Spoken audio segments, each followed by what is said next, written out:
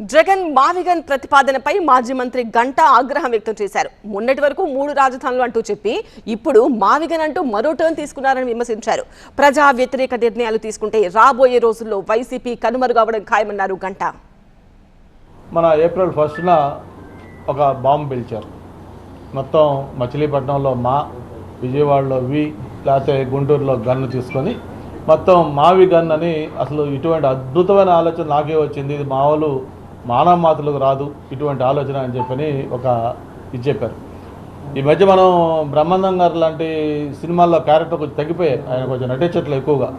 మరి చూస్తామంటే మళ్ళీ ఆయన లేని లోటు జగన్మోహన్ రెడ్డి గారు తీరుస్తున్నట్టుగా కనిపిస్తూ ఉంది.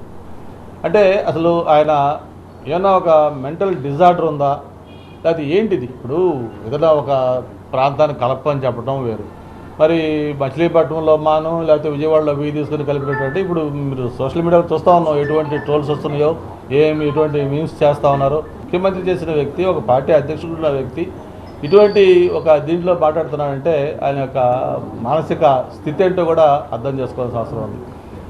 మరి మొన్నటిదాకా విశాఖపట్నం అన్నాడు, విశాఖపట్నంలో ఎగ్జిక్యూటివ్ క్యాపిటల్ అన్నాడు, సెప్టెంబర్లోనే ఇక్కడికి వచ్చి స్థిర నివాసం అన్నాడు, అయిపోయినాక మళ్ళీ డిసెంబర్లో అన్నాడు, మళ్ళీ ఇంకో డేట్ చెప్పాడు, అన్నీ చెప్పాడు, అయిపోయింది. మరి ఈరోజేమో తూచని మళ్ళీ విశాఖపట్నం వదిలేసి మళ్ళీ ఉత్తరాంధ్ర అంతా కాకుండా మళ్ళీ మావిగానికి వెళ్ళిపోయాడు. మరి ఇప్పుడు ఏంటి అసలు ఈయన యొక్క పరిస్థితి ఏంటి అనేది అందరూ కూడా అర్థం కాకుండా పోతా ఉంది.